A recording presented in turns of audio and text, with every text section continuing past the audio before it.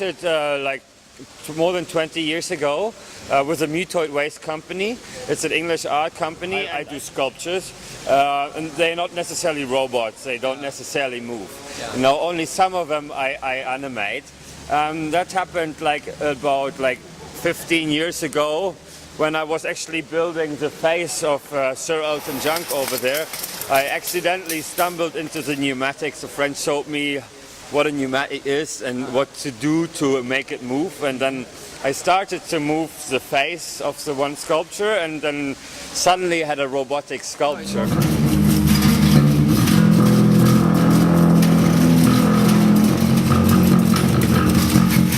The thought process was, if I have a sculpture, you got one expression. If you move the sculpture with one piston, you have two expressions. So with 10 movements, you got like 10 sculptures in one sculpture. And that gives me the possibility to create like a character. Like in a Muppet show, you know, or in a Pixar movie, like a character you can get to know, which is you know, it keeps his character. So I like to gather those characters and to bring them together to a group of sculptures, which perform together and make music and look at the world together. Yes, I'm currently building the drummer. I've got one arm already, and it's just about to hit the drum. It's a very long process building those sculptures, because I build kind of intuitively. I don't plan it out before on the computer. I only make rough sketches and then go for it, and then see how it develops. And with this drummer, I'd like to have him to be able to have two arms which can both play the snare and both play the hi-hat. So I quite like to do him to move quite naturally. The mechanical activator is obviously the pistons, the air pressure. I move everything with air pressure, which is a very simple device. It's either on or off. And there's different ways to control this, and I'm very low-tech kind of engineer kind of type. Some robots, like the Sir Elton John, the manager of the band, I play him with my fingers, just like a keyboard. I play him like a piece, like a piano. Many percussionists, I like to have go-go dancers with tambourine hips.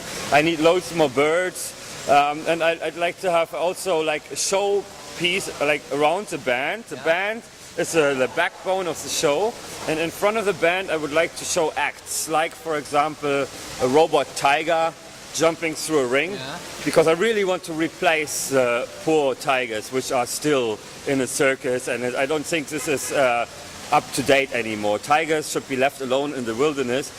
Let's use robot tigers to look at. I guess the story starts that I find a piece, in this case a piece of a Mercedes steering, which speaks to me, and that was a head. And you know, I look at the piece and I see the head inside, and so I cut it out, and then I'll try to find the other bits to make it obvious to everyone what I see, and then those ones come out. And I start, these are sculptures for me, and the way from them playing flute was kind of the idea develops in the process of building, you know.